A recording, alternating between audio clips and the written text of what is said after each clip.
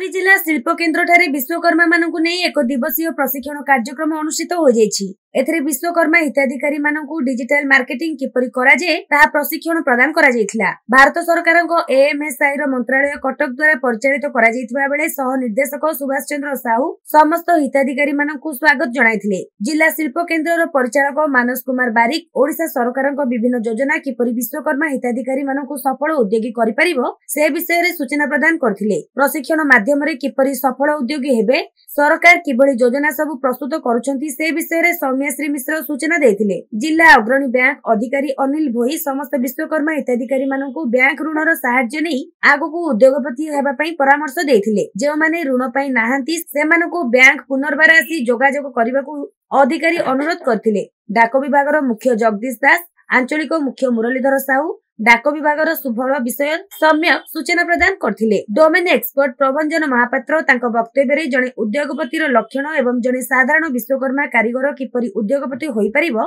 ताहार परामर्श देथिले। शेषरे सरकारी निर्देशक अभिमन्यु मोदी समस्तଙ୍କୁ धन्यवाद अर्पण करथिले। सुजन कम्युनिकेशन रो निर्देशक सनातन दास समस्त हिताधिकारी मानकु जोगाजोग करी नियंत्रित करबा संगे संगे सेमानकु किबळी एई योजना रे भविष्यत रे जडित करी सेमानकर उत्तरोत्तर उन्नति करा जे परिबो ता से सहयोग करिवे बोली प्रतिश्रुति देथिले। या परे किबळी मार्केटिंग करा जिवो सत्यजित परिडा उद्योगी मानकु शिक्षा प्रदान करथिले।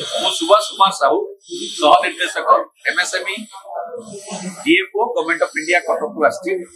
आज एमएसएमई डिपार्टमेंट भारत सरकार को तरफ पुरी स्थित डीआईसी थारे एक सचेतनता शिविर आयोजन करा जायछि जोतरे कि जो विश्वकर्मा भाई और भौणी माने टूल किट पाई जाइछंती, लोन पाइछंती, ऑलरेडी सक्सेसफुली रजिस्ट्रेशन करि साइछंती, सेमानंकु ऑनलाइन रे किबळी मार्केटिंग करा जिवो, सेमानक प्रोडक्ट किबळी सारा भारत रे सारा विश्व दरबार रे पहुंची परिबो, सेमानकर उत्तरोत्तर उन्नति पई बैंक ट्रेनिंग डिपार्टमेंट एवं हमरो डीआईसी भारत सरकार के तरफ समस्त ऑफिसर मान को एठा रखा जायछि।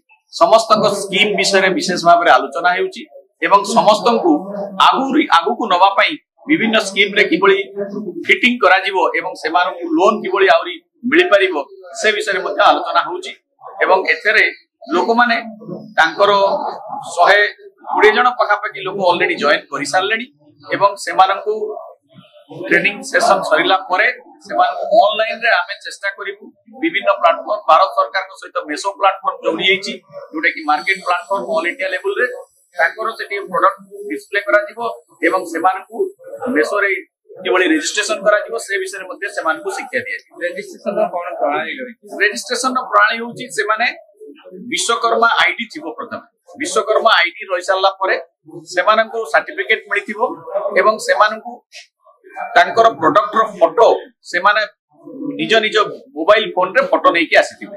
समस्तकर ईमेल रहिबा दरकार होउछि। ईमेल, आधार नंबर, बैंक रो डिटेल्स एवं प्रोडक्ट रो फोटो एही चारटा रहि गले आमे ए जो ऑनलाइन मार्केट प्लेटफॉर्म रे सेमानकु रजिस्ट्रेशन करिबे।